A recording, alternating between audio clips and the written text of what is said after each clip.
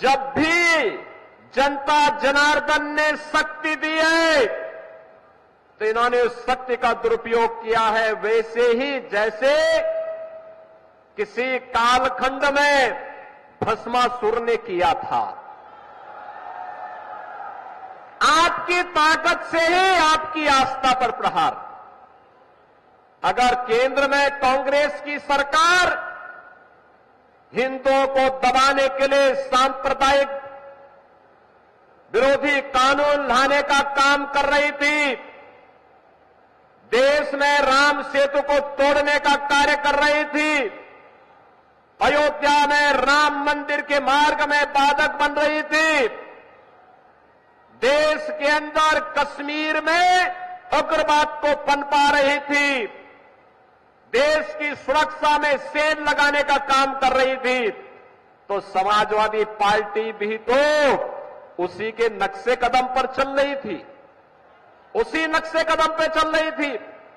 गुंडागिर्दी की चरम, अराजकता की चरम, हर दूसरे तीसरे दिन एक दंगा, हर माफिया के साथ इनके रिश्ते, और समाजवादी पार्टी तो ये माफिया और अपराधियों के सामने, दुर्दांत तो माफिया और अपराधियों के सामने नाक रगड़ते थे और अपने संस्कार के अनुरूप धर्माचार्यों को ये माफिया बोलते हैं। इनकी प्रवृत्ति तो देखो, औरंगजेब की आत्मा सचमुच इनके अंदर घुस चुकी है।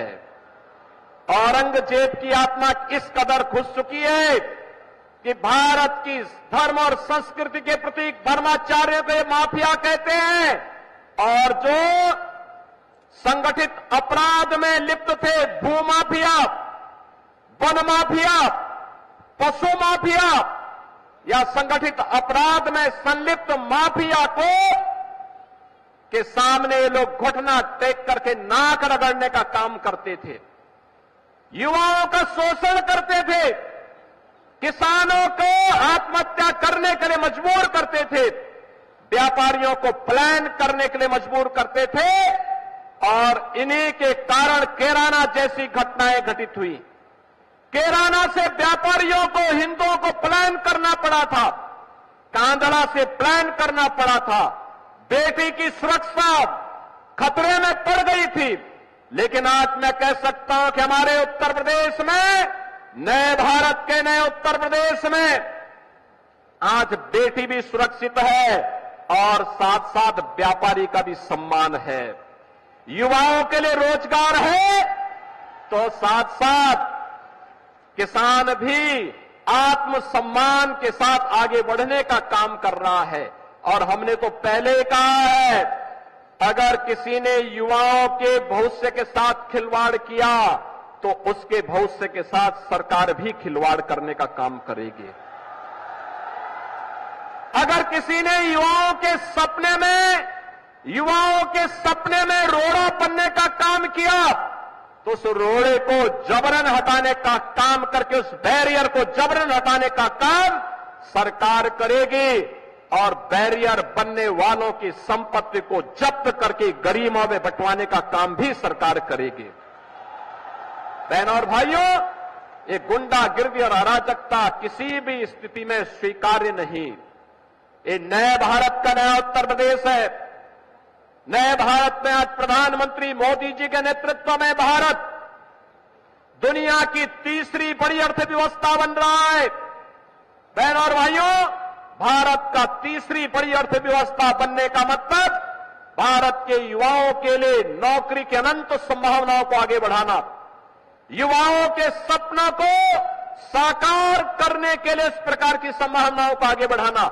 और इसीलिए प्रधानमंत्री मोदी जी ने मिशन रोजगार के एक बृहद अभियान को अपने हाथों में लिया है। उत्तर प्रदेश में हम लोगों ने अब तक 6.5 लाख से अधिक युवाओं को सरकारी नौकरी दी है। उत्तर प्रदेश के अंदर अब तक हम लोगों ने अपने इन युवाओं के लिए नए सुरक्षा का बेहतरीन माहौल देकर के यूपी में पहली बार 40 लाख करोड़ रुपए का निवेश के प्रस्ताव आए, और इनमें तेजी के साथ जमीनी धरातल पर उतरना प्रारंभ हुआ है। आज परिणाम है ये 40 लाख करोड़ रुपए के निवेश के प्रस्ताव का मतलब लगभग 1.5 करोड़ नौजवानों को सीधे सीधे नौकरी। वन डिस्ट्रिक्ट वन प्रोडक्ट के माध्यम से भी हम लोगों ने प्रदेश के अंदर नए उद्यम स्थापित करने के लिए कार्य प्रारंभ किए हैं और अब हमारी सरकार एक नई स्कीम लेकर के आ रही है। वह है मुख्यमंत्री युवा उद्यमी के रूप में। बहनों और भाइयों, 10 लाख युवाओं को अगले कुछ वर्षों के अंदर 10 लाख युवाओं को अगले कुछ वर्षों के अंदर पहले चरण में 5 लाख, दूसरे चरण में 10 लाख तक का ऋण, ब्याज मुक्त ऋण होगा। ब्याज जितना भी लगेगा वो सरकार भरेगी, युवा अपना उद्यम लगाएगा। एमएसएमई उद्योग के लिए 1000 दिनों तक एनओसी की बाध्यता समाप्त, सारी औपचारिकता 1000 दिन तक होती रहेगी। आप अपना कार्य आगे बढ़ाइए। निजी क्षेत्र में प्राइवेट औद्योगिक पार्क स्थापित हो रहे हैं और विकास के साथ आधुनिक इंफ्रास्ट्रक्चर का जो मेल ये डबल इंजन की सरकार ने आगे बढ़ाया है, आज उसके परिणाम हम सबके सामने देखने को मिले हैं। आज केवल युवा ही स्मार्ट नहीं है, अब तो सिटी भी स्मार्ट दिख रही है। गाजियाबाद इसका उदाहरण है। 10 वर्ष पहले जिस गाजियाबाद में गंदगी का अंबार हुआ करता था, माफिया पैरेलल सरकारें चलाते थे, उन माफियाओं के सामने तत्कालीन सरकारें नाक रगड़ा करती थी, दंगाइयों के सामने नाक रगड़ा करती थी। और जब कावड़ यात्रा आती थी तो कावड़ यात्रा के मार्ग में बैरियर लगाते थे लोग, कहते थे ये नहीं होगा। इनको लगता था कि जैसे कावड़ यात्रा होगी तो पता नहीं क्या हो जाएगा। लेकिन बहनों और भाइयों, आज मैं कह सकता हूं कावड़ यात्रा तो धूम धड़ाके के साथ गाजियाबाद से हरिद्वार के बीच में निकल रही है, लेकिन माफिया और दंगाई कहां चले गए हैं? आज उनके आंका परेशान हो गए हैं, क्योंकि ये माफिया और ये दंगाई उनकी कमाई का जरिया था। और कमाई पर जब भी आप किसी गैंग लीडर की कमाई पर आप कभी हमला करेंगे तो वह उग्र होगा, वह उस समय उग्र हो जाएगा और फिर वह किसी शिष्टाचार, सामान्य शिष्टाचार को भूल करके भी अनर्गल लाभ करते हुए दिखाई देंगे। आज यही हो रहा है। कांग्रेस हो या समाजवादी पार्टी, इन्हें न देश की चिंता है न समाज की चिंता है, इन्हें न आपकी आस्था की चिंता है न युवाओं की चिंता है, इन्हें तो केवल अपने परिवार की चिंता है। परिवार पर आधारित इन पार्टियों का देश के प्रति, समाज के प्रति कोई दायित्व नहीं रह गया है। ये केवल और केवल अपने संकीर्ण स्वार्थों के लिए समाज को बांटेंगे, जातीयता के नाम पर आपस में लड़ाने का काम करेंगे, वर्ग संघर्ष की स्थिति पैदा करेंगे और वर्ग संघर्ष की स्थिति पैदा करते हुए फिर दंगाइयों को लूटपाट करने, बेटी की सुरक्षा के साथ खिलवाड़ करने की छूट देंगे। आपने देखा होगा पिछले कुछ दिनों में जितने भी दरिंदे पकड़े जा रहे हैं, बेटी की सुरक्षा के साथ खिलवाड़ करने वाले, इनके संबंध समाजवादी पार्टी से ही सबके संबंध हैं। यानी समाजवादी पार्टी इन दरिंदों का आज एक गैंग बन चुका है और यहां इन दरिंदों को, चाहे वह अयोध्या में समाजवादी पार्टी के नेता के द्वारा एक गरीब निषाद बेटी के साथ किया गया व्यवहार रहा हो, या इनका नवाब ब्रांड, कन्नौज का नवाब ब्रांड हो, ये सभी आज समाजवादी पार्टी की पहचान बन चुकी है। लेकिन मैं आपको आश्वस्त करने के लिए आया हूं, ये डबल इंजन की सरकार समाजवादी पार्टी के इस मॉडल को पूरी तरह ध्वस्त करने का काम करेगी।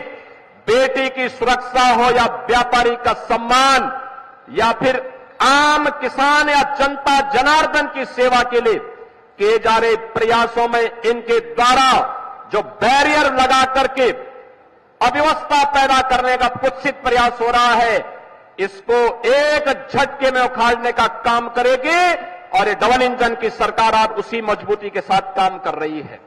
बहनों और भाइयों, ये डबल इंजन की सरकार आपको रोजगार देने के लिए प्रतिबद्ध है। ये स्वामी विवेकानंद युवा सशक्तिकरण योजना के अंतर्गत मिलने वाला ये टैबलेट और स्मार्टफोन हम 2 करोड़ युवाओं को देने जा रहे हैं। ये 2 करोड़ युवा तकनीकी रूप से सक्षम होंगे तो भारत की जीडीपी में योगदान देंगे। ये 2 करोड़ युवा तकनीकी दृष्टि से सक्षम होंगे तो इन्हें नए रोजगार की संभावनाएं आगे बढ़ेंगी। ये 2 करोड़ युवा अगर नौकरी और रोजगार के साथ जुड़ते हैं तो उत्तर प्रदेश भी भारत के विकास में ग्रोथ इंजन की भूमिका के साथ आगे बढ़ता हुआ दिखाई देता है।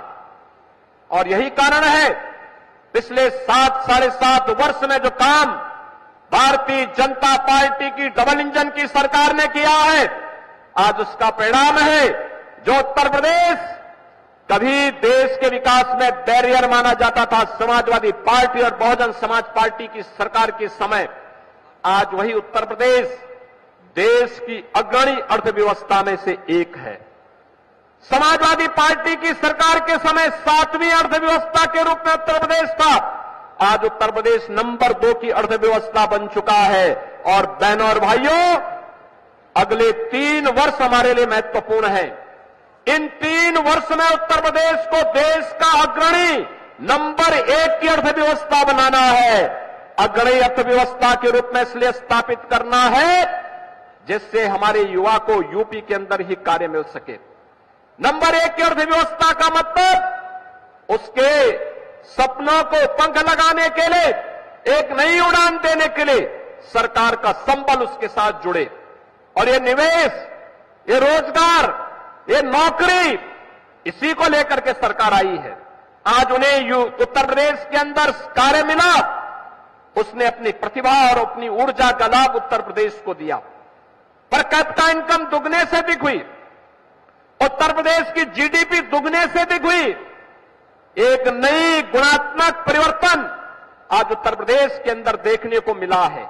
और आज जिन नौजवानों को नौकरी के लिए, रोजगार के लिए नियुक्ति पत्र प्राप्त हो रहा है, इन सभी 15,000 युवाओं को, जिन युवाओं को टैबलेट स्मार्टफोन मिल रहा है, इन सभी युवाओं को जिन्हें ऋण मिल रहा है नया उद्यम लगाने के लिए, उन सभी उद्यमियों को, और गाजियाबाद की जनता जनार्दन को जिन्हें 757 करोड़ रुपए की इन परियोजनाओं की सौगात रैपिड रेल 12 लेन के हाईवे के बाद नए तरीके से प्राप्त हो रही हैं, इन सबको भी मैं हृदय से बधाई देता हूं, जनप्रतिनिधियों को धन्यवाद देता हूं और विश्वास व्यक्त करता हूं आप सबका सानिध्य और आपका समर्थन इन जनप्रतिनिधियों के साथ पूरी मजबूती के साथ लगेगा। हम लोग तेजी के साथ गाजियाबाद के विकास के लिए, गाजियाबाद को देश के नंबर 1 की अर्थव्यवस्था के राज्य के रूप, जनपद के रूप में स्थापित करने में, राज्य के नंबर 1 जनपद के रूप में स्थापित करने में हम लोग योगदान दे पाएंगे। इस विश्वास के साथ आज इतनी भीषण बारिश और मौसम खराब होने के बावजूद, मैं तो लखनऊ से यहां आ रहा था, मैंने पूछा सुबह, पहले मैंने प्रदेश सरकार के मंत्री सुनील शर्मा जी को पूछा, मैंने कहा सुनील जी मौसम कैसा है? इन्होंने कहा मौसम जैसा भी हो, गाजियाबाद की जनता जनार्दन पूरी उत्सुकता के साथ कार्यक्रमों के साथ जुड़ी हुई है। फिर मैंने अतुल गर्ग से पूछा, मैंने अतुल गर्ग जी, मैंने कहा गर्ग जी क्या हाल है, कैसे चल रहा, मौसम कैसे? उन्होंने कहा कि कार्यक्रम में कोई समस्या नहीं, मौसम चाहे जैसा भी हो आप आ जाइए।